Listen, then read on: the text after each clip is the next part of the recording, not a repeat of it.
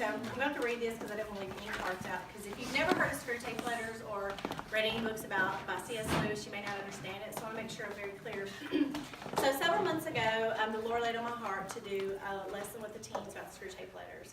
And it is basically a book by C.S. Lewis. And the purpose of the study was to help the teens see that there are many distractions in life that can pull us away from our walk with the Lord. Now, the Screwtape Letters is a story, and it is about two demons, an uncle named Screwtape and a nephew demon named Wormwood, who are trying to win the soul of a human to hell. They communicate with each other by the means of writing letters, hence Screwtape Letters. The human soul is referred to in this play as the patient. God is referred to as the enemy, and Satan is referred to as our Father below. So without further ado, we will present the Screwtape Letters. My dearest Wormwood, I am so glad you finally found yourself a suitable patient. I'll do my best to advocate your every move, because it is crucial that we do not lose him to the enemy. Our Father below will not stand for another loss from you. Great torture will be your future otherwise. Do everything you can to cause as much distraction as possible. You have to do it in a way that is not obvious. He must not sense your presence, ever. You must cause little annoyances and inconveniences to appear in his life. Anything to draw attention away from the enemy. Your affectionate uncle, Screwtape. What a beautiful day the Lord has made. The Lord, really? It is a beautiful day, but it was not made by any Lord. That's crazy talk. How can you say that? Look around all the beauty around us. Who else but our Creator could have created such beauty that we live on? Whatever, dude. I'm not going to fight about it. You see things your way, I see things my way. Let's just have some fun. My dear Uncle Screwtape, after your advice and will be so proud of me.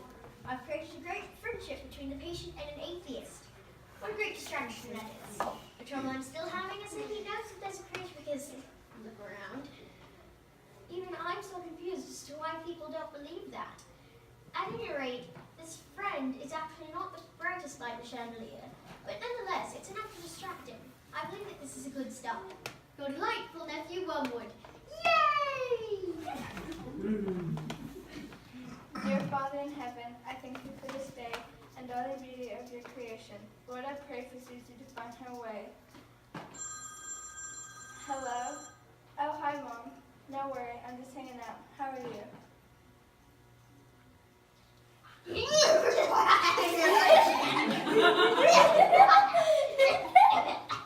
You gotta love technology.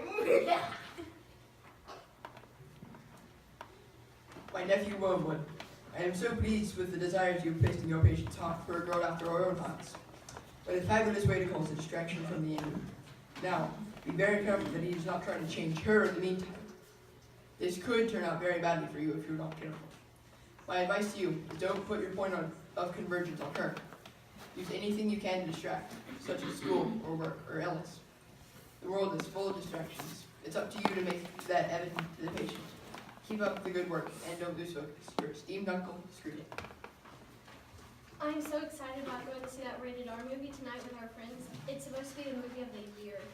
Oh yeah, movie of the year, huh? Should be fun. Can't wait to see our friends. That was so good. What did you think? Well, it was okay. I really hated the Lord's name was used as a curse word, but besides that, I guess it was good. Oh, brother, not that again. It's just a movie, and it's just words. You have to chill out and not be so sensitive. Maybe we should have not seen that type of movie.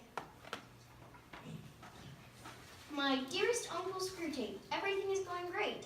Technology and entertainment make this project a breeze. I used the patient's cellular phone to interrupt his prayer time with the enemy, which was perfect timing because he was about to pray for his friend not believing. Then, you'll love this one, I had him go to see a rated R movie with blasphemy, and he didn't get up to leave. It was glorious. He did have some remorse for it, though. The challenge is getting him into a state of apathy. But I am confident that in time we shall get there. Your aloof nephew, Wormwood. Yay! Susie, I really want you to come to church with me. I know you don't believe, but think of this. The Big Bang, as you believe, sounds ridiculous. At least believe in a higher power than that nonsense. I don't know. Those people are such hypocrites. They act all high and mighty, but they do things just as bad as the rest of us. But don't you see? That's what going to church is for. It's not for those who are perfect, it's for those who are sinners. Just give it a try for me. Wouldn't it be better to learn about something you're unaware of since you don't know anything about it at all? Alright then, if it's that important to you, I'll go. But I'm not going to agree with everything they say.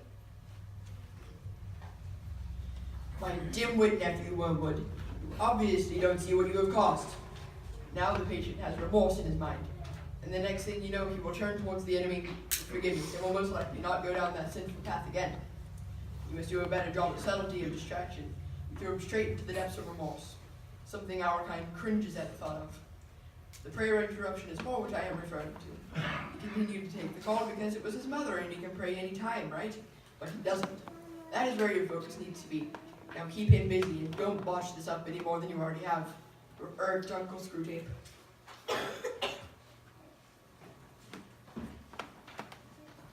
So what was that called that you did at the front of the church? It's called getting saved. I accepted Jesus Christ as my Lord and Savior. I've committed my life to Him now. His Holy Spirit lives in me.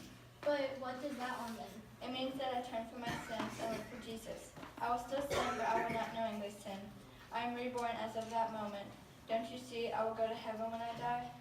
This is all so confusing. First you want me to believe in a creator. Now you tell me that believing in a man that died thousands of years ago is the only way to get into heaven? I don't know. This all sounds so crazy. It's too much for me. I gotta go. Father, please forgive Susie. She does not understand. Please help me to help her understand salvation. Help me to be alive for her. I pray for guidance. I pray for you to guard my heart from evil so I can do your work. Whatever it is you want me to do, I am yours. Uncle Screwtape, I'm scared. I think I've messed it all up. He got the atheist to go to church. She tried to tell him no, saying Christians are hypocrites and, nonsense. However, I sense that her heart is softening. But worse yet, I'm afraid to tell even you. My patient has received the enemy into his heart. My father below will torture me for sure. Please help me. I don't know what to do. Oh, cowardly nephew Wormwood. My foolish nephew Wormwood, you have definitely created a giant crater in the road, but all is not lost yet. The hypocrisy of the church is our playground. Over time, the irritation from the congregation will start to bother him. Right now, he is all happy and joyful and all the gross emotions that go along with that. But the going will get tough for the patient, and the patient will either stand firm and get tough, or crumble. The congregation is a good start for irritation in the little things. Attitudes from the church members, this will cause hurt feelings, like in words as simple as a regular seat being taken by another member or visitor. You can still create a presence of distraction, even more so in the church. Be crafty. You can even turn him into a member that's full of himself, but putting his pride above others, because he is saved. Remember our TV preacher friend, Dr. Fluffyhead? All is not lost yet. Where his heart is. Your ingenious Uncle Scrooge. Susie, thank you for having lunch with me. I want you to know I care deeply for you. You are one of my best friends. I just ask that you be open to my faith I have and not make fun of me or put down my God. I will continue to pray for you and hope that any questions you have I can answer. I don't understand all this stuff, and it's too much for me. But if you will be patient with me to learn and understand all this, I will go into it with an open mind and promise not to make fun anymore. That is so great to hear. Well, I gotta get going. Want to hang out tomorrow? That sounds great. See you later.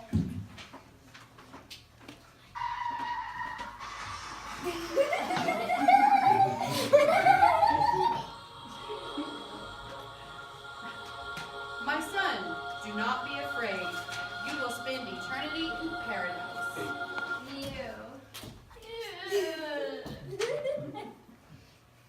Well, well, well. You've done it now. You've lost yet another patient. Our Father below is not going to let this one slide, as you know. I am terribly sorry for the punishment you are about to undergo. No!